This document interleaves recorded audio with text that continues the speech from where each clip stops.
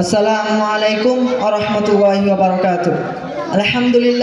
আলহামদুলিল্লাহ ওয়া কাফা ওয়া সালামুন আলা ইবাদিহিল্লাযিনা আসতাফা, আম্মা বা'দ, ফাআউযু বিল্লাহি মিনাশ শাইতানির রাজীম। বিসমিল্লাহির রহমানির রহিম। ইকরা বিসমি রাব্বিকাল্লাযী খালাক। আল কোরআন, সূরা আল আলাক। সমস্ত প্রশংসা, সমস্ত গুণকীর্তন সেই মহান রব্বুল আলামিনের জন্য, যিনি আমাদেরকে কলমের দ্বারা শিক্ষা দান করেছেন এবং মানুষকে এমন জ্ঞান দিয়েছে যা সে আগে জানতো না। তাই তিনার দরবারে সবাই শুকরিয়া আদায় করে বলি আলহামদুলিল্লাহ। তারপর পরে দো জাহানের বাদশাহ হুজুর পাক সাল্লাল্লাহু আলাইহি ওয়াসাল্লাম, যিনি না আসলে 18,000 মখলুকাত কিছুই সৃষ্টি করতেন না, তাই তিনার দরবারে হাজারো সালাম বর্ষিত হোক। সবাই বলি সাল্লাল্লাহু আলাইহি ওয়াসাল্লাম।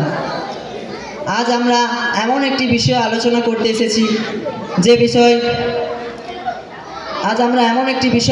করতে এসেছি, যেটি আমাদের জীবনের প্রতিটি ক্ষেত্রে প্রভাব ফেলে। আল্লাহ সুবহানাহু ওয়া তাআলা কোরআন শরীফের প্রথম যেই শব্দটি নাজিল করেছিলেন, যেই আয়াতটি নাজিল করেছিলেন, সেটা ছিল ইকরা বিসমি রাব্বিকাল্লাযী খালাক। হে রাসূল, তুমি পড়ো তোমার প্রভুর নামে, তিনি যা সৃষ্টি করেছেন।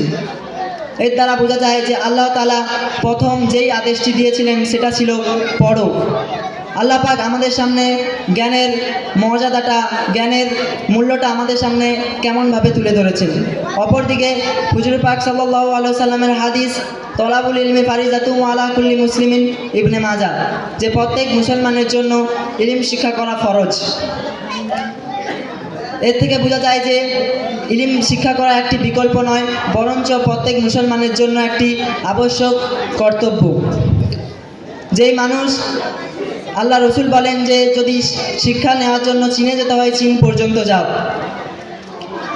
ইলম শিক্ষা করা এমন একটি বিষয় যে যদি কোনো সমাজ জ্ঞান অর্জন করে তাহলে সেই সমাজ এগিয়ে যাবে, এবং কোনো সমাজ যদি জ্ঞান অর্জন না করে তাহলে সেই সমাজ পিছিয়ে যাবে।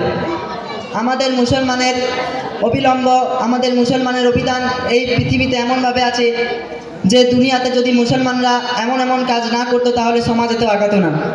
তোমরা যদি আজ থেকে হাজার হাজার বছর পিছনে চলে যাও তাহলে তোমরা দেখবে আবুল কাসেম জাহরি, যিনি প্রথম সার্জারি আবিষ্কার করেছিলেন, তারপরে প্রথম রোবট আবিষ্কার করেছিলেন মুসলমান, প্রথম শ্যাম্পু আবিষ্কার করেছিলেন মুসলমান, প্রথম আইজ্যাকটিক ভাষা আবিষ্কার করেছিলেন মুসলমান, প্রথম ভারতে আদম আলাইহিস সালাম এসেছিলেন শ্রীলঙ্কায়।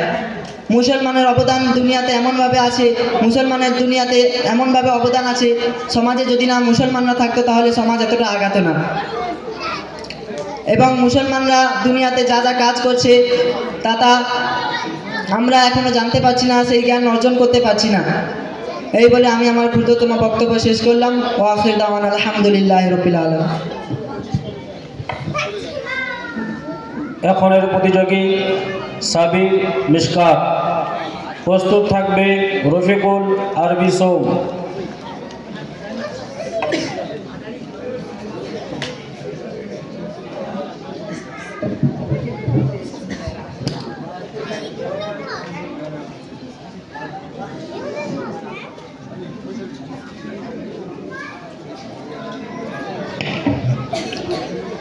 আসসালামু আলাইকুম ওয়া রাহমাতুল্লাহি ওয়া বারাকাতুহু।